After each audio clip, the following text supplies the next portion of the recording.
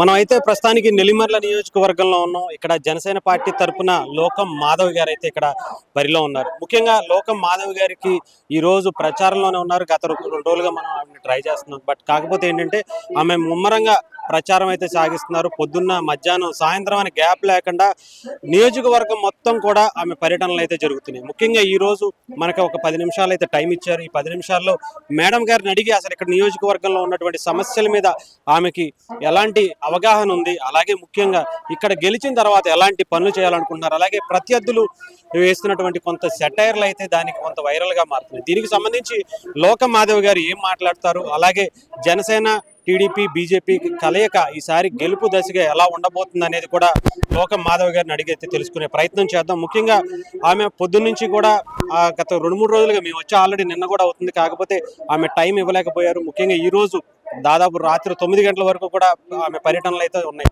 అందుకనే ఆమె ప్రచారం చేసే చోటకైతే మనం వచ్చి ఇక్కడ ఈరోజు ఆమె ఒక చిన్న ఇంటర్వ్యూ అయితే ట్రై చేసే ప్రయత్నం చేద్దాం. ముఖ్యంగా ఇక్కడ ఉన్నటువంటి సమస్యలు ఏంటి, దాని మీద ఆమె తీసుకోవాల్సిన నిర్ణయాలు ఏంటి, గెలిచిన తర్వాత ఎక్కడ ఉంటారా లేదా అనేది కూడా కొంతమంది ఒక వైఎస్ఆర్సీపీకి సంబంధించిన నాయకులు ఆమెని టార్గెట్గా చేస్తున్నటువంటి విమర్శలు అయితే చూస్తున్నాం. ముఖ్యంగా ఈసారి అంటే లోకం మాధవ్ గారు గెలిచిన తర్వాత మళ్ళీ లేదంటే వెళ్ళిపోతారు, గెలవకపోయినా వెళ్ళిపోతారు ఇతర దేశాలకి అని చెప్పి వైసీపీ చేస్తున్నటువంటి ప్రచారాన్ని లోకం మాధవ్ గారు ఏ విధంగా తీసుకుంటారనేది, అలాగే ఇక్కడ ఎంతమందికి ఉద్యోగాలు, అసలు ఎవరికి ఉద్యోగాలు కల్పించినటువంటి లోకం మాధవ్ గారు ఈసారి అసలు ఉద్యోగాలు అనేది కల్పించారా లేదా, సాఫ్ట్వేర్ సంస్థ ఇక్కడ ఎందుకు స్థాపించారు అనేది కూడా ఆమెను అడిగి తెలుసుకునే ప్రయత్నం అయితే చేద్దాం.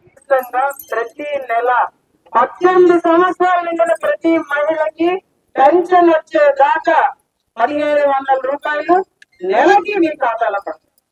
అంటే సంవత్సరానికి 18,000. అంటే నెలలో ఇచ్చేస్తాం, మీకు ఇంకా సంబంధం ఉండదు. నెలకి ఇచ్చేస్తాం. ఇంట్లో ఎంతమంది మహిళలు ఉంటే అంతమందికి ఇస్తాం.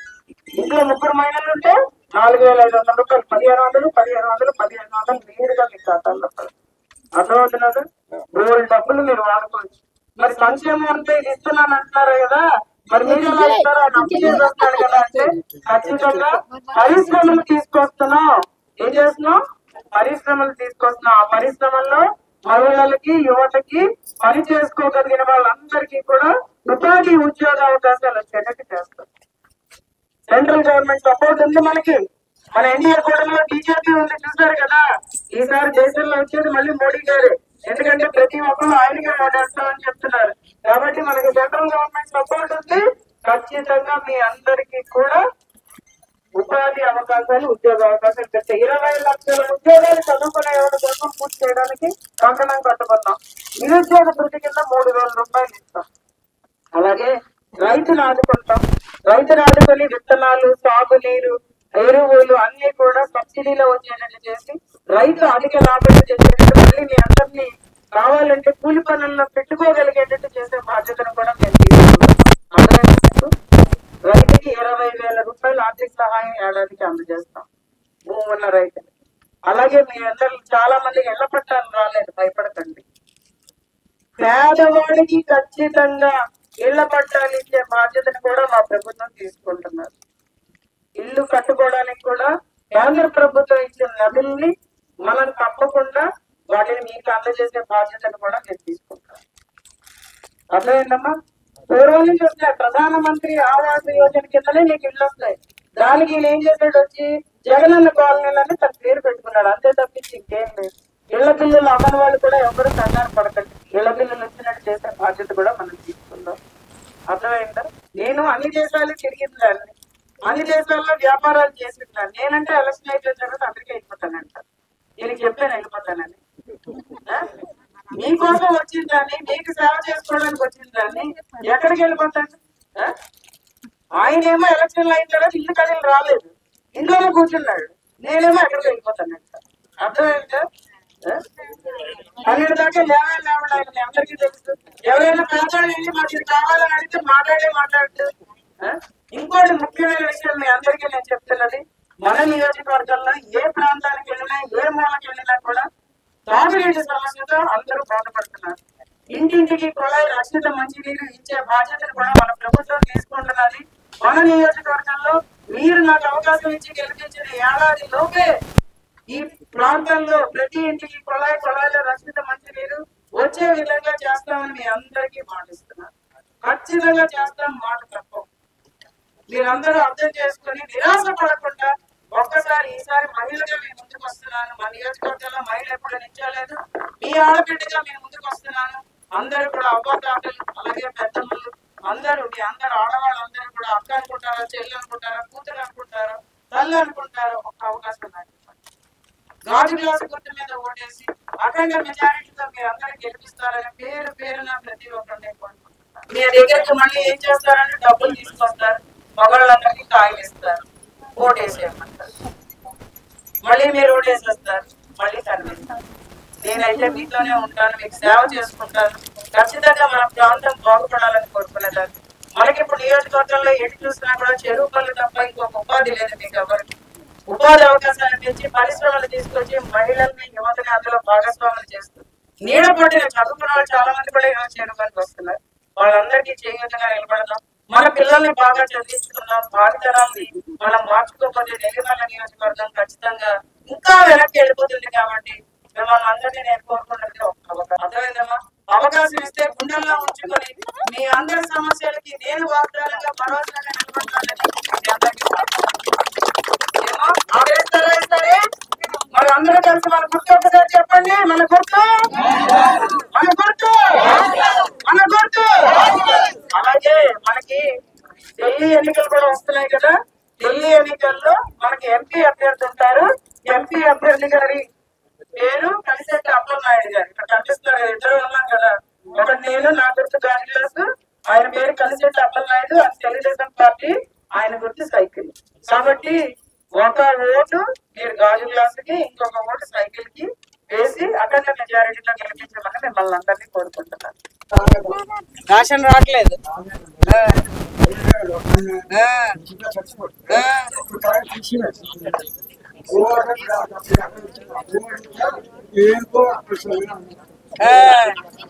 అప్పలస్వామి గారు వాళ్ళు ఏదో కారణం పెట్టి పథకాలు తీసుకొద్దామని చూస్తున్నారు. మీకు భూమి ఉంటే 70 ఎకరాలని ఇవ్వమనండి, లేదా రాసి ఇవ్వమనండి. 70 ఎకరాలు పట్టా ఇవ్వమనండి. అందుకని మన ఇంటికి పంపించారు. వినారమ్మా ఈ అన్యాయం. పెద్ద ఆయన రాషన్ తీసేస్తారు. ఆయనకంటే 70 ఎకరాలు భూమి ఉందండి. మీకు తెలిసే ఎకరం ఆయనకి అది అన్యాయం. చూస్తున్నారు మీరందరూ, ఇది అన్యాయం. కరెంట్ బిల్లు పెంచి కరెంట్ బిల్లు ఎక్కువ వచ్చిందని పథకాలు తీసేయడం. అమ్మ ఇంకొకసారి మోసపోకండి.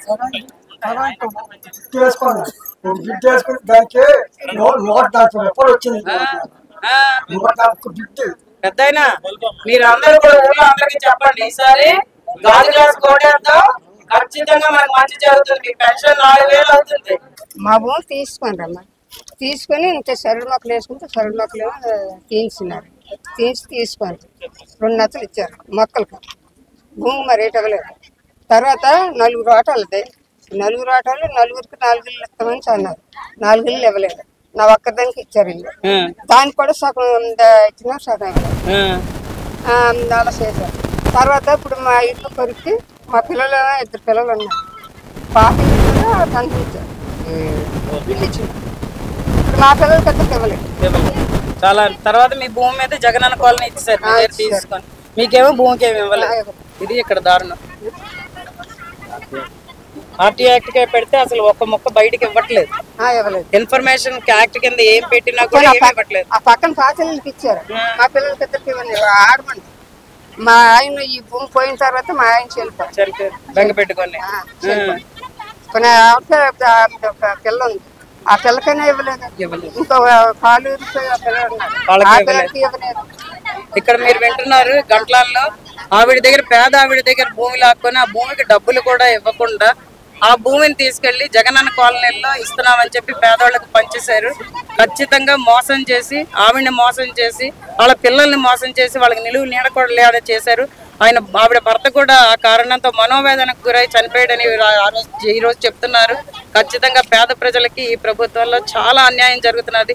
డీ పట్టా భూములు కూడా అలాగే కబ్జాలు చేస్తున్నారు.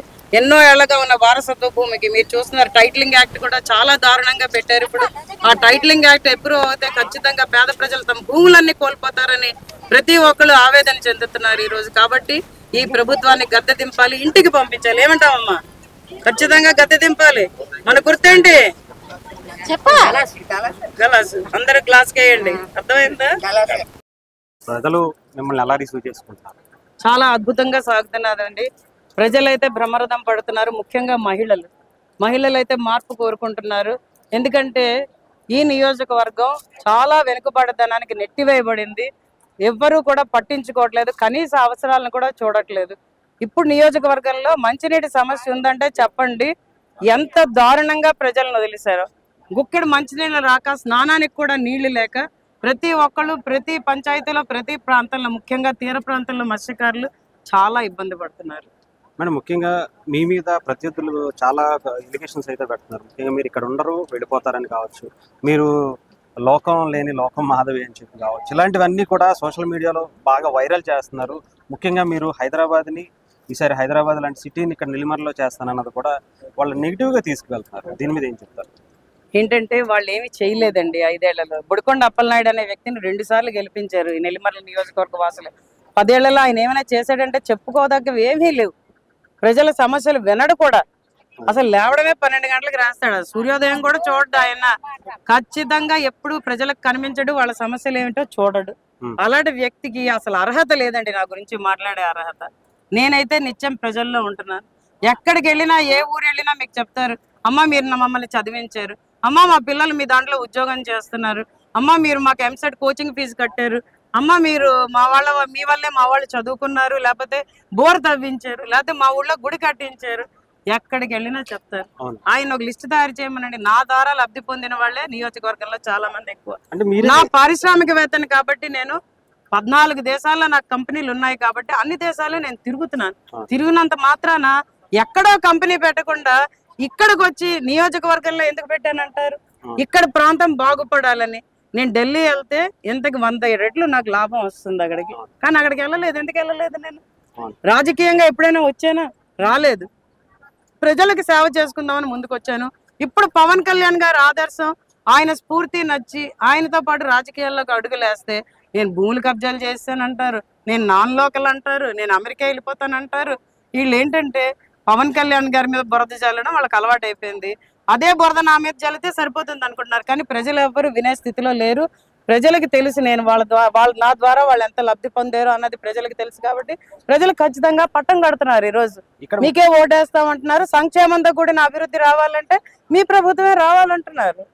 ముఖ్యంగా ఇక్కడ వాటర్ సమస్య కూడా చాలా ఎక్కువగా కనిపిస్తుంది. వీటికి మీరు వచ్చిన తర్వాత ఎన్ని రోజుల్లో ఫస్ట్ వాళ్ళకి న్యాయం చేయగలరు? నేను ప్రజలందరికీ, ముఖ్యంగా మహిళలకి ఈ రోజు వాగ్దానం చేస్తున్నాను. మాకు అవకాశం ఇచ్చి మీరు గెలిపించి అధికారంలోకి వచ్చిన ఏడాది లోపే నా సొంత నిధులైనా ఖర్చు పెట్టి కేంద్ర ప్రభుత్వ నిధులు ఒక్క రూపాయి కూడా పక్కదారి పట్టకుండా రాష్ట్ర ప్రభుత్వ నిధులను కూడా సేకరించి ఏడాది లోపే ప్రతి ఇంటికి మంచినీటి కుళాయి వచ్చేటట్టు చేస్తానని నేను మాటిస్తున్నాను. రక్షిత మంచినీరు సప్లై వచ్చేటట్టు చేస్తాను. మా నియోజకవర్గంలో 2005లో సుమారు 1400 ఎకరాలు తీసుకొని రైతులను అన్యాయం చేసి ఈ రోజుకు కూడా రైతుని ఎండగట్టి తారక రామ తీర్థ సాగర్ ప్రాజెక్టుని మొదలెట్టారు. అది ఈ రోజుకి ఒక కొలిక్కి రాలేదు. 2014 నుంచి 19 దాకా తెలుగుదేశం ప్రభుత్వం ఉన్నప్పుడు అరాకొరా పనులు చేయించారు. దాన్ని అలాగే ఉంచారు. ఎక్కడ వేసిన గొంగళి అక్కడే ఉన్నట్టు. ఖచ్చితంగా అప్పుడు నష్టపోయిన రైతులందరికీ న్యాయం చేస్తూ తారక రామ తీర్థ సాగర్ ప్రాజెక్టు మనం పూర్తి చేయాలి అని నేను మొన్న చంద్రబాబు నాయుడు గారికి, పవన్ కళ్యాణ్ గారికి చెప్పడం జరిగింది. అది పూర్తి చేస్తాం. దానివల్ల అందరికి దాహార్తి తీరుతుంది, అలాగే రైతుకి సాగునీరు అందుతుంది. కాబట్టి నెల్లిమర్ల నియోజకవర్గం మళ్ళీ సస్యశ్యామలం అవుతుందని మీ అందరికీ తెలియజేస్తున్నాను. ముఖ్యంగా ఇక్కడ ప్రజలందరూ కూడా మీ మీద హై ఎక్స్పెక్టేషన్ పెట్టుకున్నారు. మీరు ఏదైతే అన్నారంటే చాలా మంది కొంత అపోజిషన్ వాళ్ళు హేళన చేయొచ్చేమో, కానీ హైదరాబాద్ లాంటి సిటీని ఈసారి ఇక్కడ సాఫ్ట్వేర్ కంపెనీస్ కావచ్చు, ఇండస్ట్రీస్ కావచ్చు తీసుకొస్తానని చెప్తున్నారు. ఇంత బలంగా ఎలా చెప్పగలుగుతున్నారు? మన నియోజకవర్గానికి భోగాపురం మండలంలో తెలుగుదేశం హయాంలో ఎయిర్పోర్ట్ శాంక్షన్ అయింది. ఎయిర్పోర్ట్ ఉంది కాబట్టి దీన్ని ఒక పారిశ్రామిక వాడగా తయారు చేస్తే ఖచ్చితంగా ఈ నియోజకవర్గం ఆర్థికంగా బలోపేతం అవుతుంది. అలాగే అందరూ కూడా ఆర్థికంగా స్థిరపడతారు. ఉద్యోగ అవకాశాలు పెరుగుతాయి, ఉపాధి అవకాశాలు పెరుగుతాయి. నియోజకవర్గం నుంచి వలసలు ఆగిపోతాయి. వలసలు వెళ్ళిన వాళ్ళందరూ వెనక్కి రావాలని, అలాగే మా నియోజకవర్గానికి ఉద్యోగాల కోసం ప్రజలు రావాలని, ఇక్కడ అభివృద్ధి జరగాలని, బహుళ అంతస్తుల భవనాలు వచ్చి ప్రతి ఒక్కళ్ళు కూడా ఆనందంగా సుఖంగా ఉండాలన్నది మా ఉద్దేశం. అది నేను చేసి తీరుతానని కంకణం కట్టుకున్నాను. ప్రజలందరికీ నెల్లిమర్ల నియోజకవర్గ ప్రజలందరికీ ఈ రోజు వాగ్దానం చేస్తున్నారు. అమ్మ, ఒక ఇంటి ఆడబిడ్డగా నన్ను ఆదరించండి. మీ ఇంటి ఆడబిడ్డగా మీకు మోసం చేయను, అన్యాయం చేయను. చదువుకున్న దాన్ని, అలాగే కష్టపడి పైకి వచ్చిన దాన్ని. నేను డబ్బులున్న కుటుంబంలో పుట్టలేదు. మీకు న్యాయం జరిగేదాకా మీతోనే ఉంటాను, పోరాటం చేస్తాను, ఒక సేవకురాలుగా మీ ముందు ఉంటానని మీ అందరికీ కూడా విజ్ఞప్తి చేస్తున్నాను. గాజు గ్లాసు గుర్తు మీద ఓటేసి నన్ను అఖండ మెజారిటీతో గెలిపిస్తారని, మీ మధ్య ఉంటూ మీకు సేవ చేసుకునే భాగ్యాన్ని కలిగిస్తారని మీ అందరినీ విజ్ఞప్తి చేస్తున్నాను.